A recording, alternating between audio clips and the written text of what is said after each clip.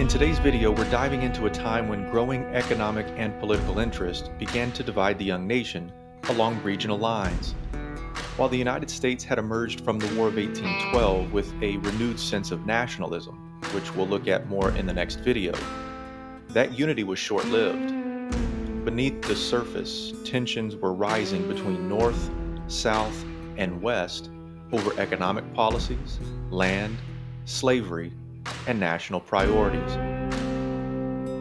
In this video, we'll explore how key developments like the Tariff of 1816, debates over Western land, the Missouri Compromise, and Henry Clay's American system both reflected and deepened these growing sectional divides. Let's get started.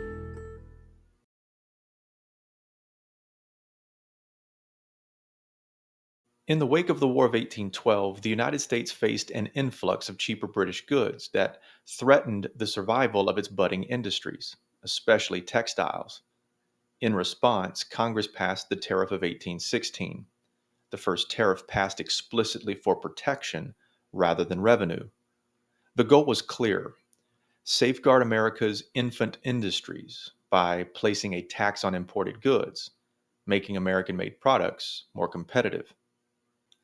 At first, the tariff found widespread support as a patriotic measure, but that consensus quickly unraveled. Southern states, whose economies relied on the export of cotton and tobacco, began to see the tariff as an economic burden. Not only did it raise the price of manufactured goods they needed to buy, but it also threatened international trade relationships by reducing foreign nations' interest in Southern exports. The West found itself split. The Northwest generally sided with Northern manufacturers in supporting tariffs, while the Southwest aligned with the South in opposition. What started as a national effort to promote self-sufficiency became a flashpoint in a growing regional rivalry, one that would continue to define American politics for decades to come.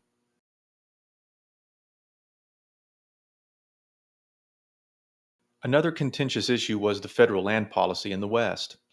While there was no serious effort to eliminate the system of surveying and selling Western lands, constant pressure came from Western settlers to reduce land prices and lower the minimum acreage required for purchase. To Westerners, cheap land was essential for settlement, farming, and economic opportunity. But for the Northern manufacturers, this posed a threat.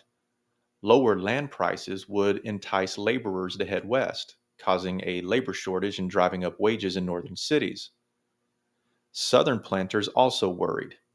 Cheap land in the Southwest meant new competition in the cotton market, potentially reducing the profitability of their own plantations.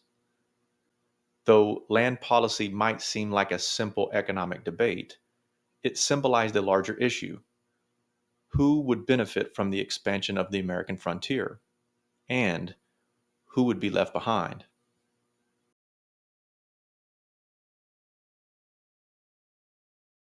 But no issue would be more divisive or more explosive than slavery.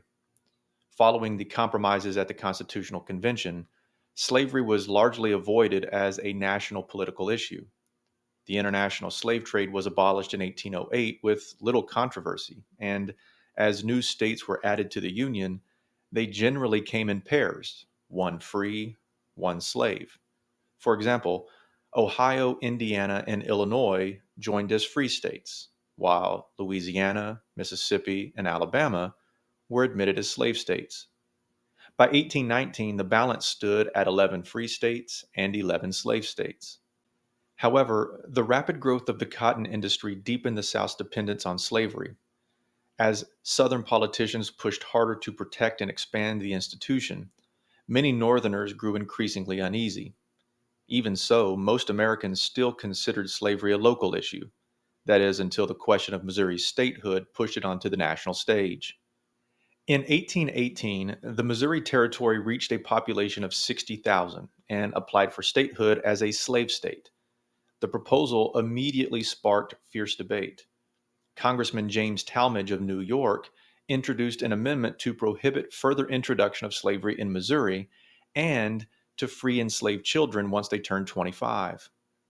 The House of Representatives, with a Northern majority, passed the amendment, but the Senate, dominated by Southern interests, rejected it.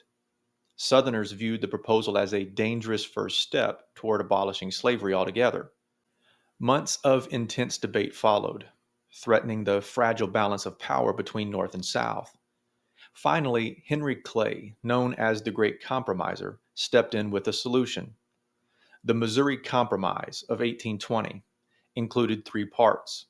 One, Missouri would be admitted as a slave state. Two, Maine, previously part of Massachusetts, would be admitted as a free state. And three, slavery would be prohibited in the rest of Louisiana Territory north of the latitude of 3630. The compromise temporarily eased tensions and preserved sectional balance for the moment. But it also signaled that sectionalism, loyalty to one's region over the nation, was becoming a more dangerous force in American politics.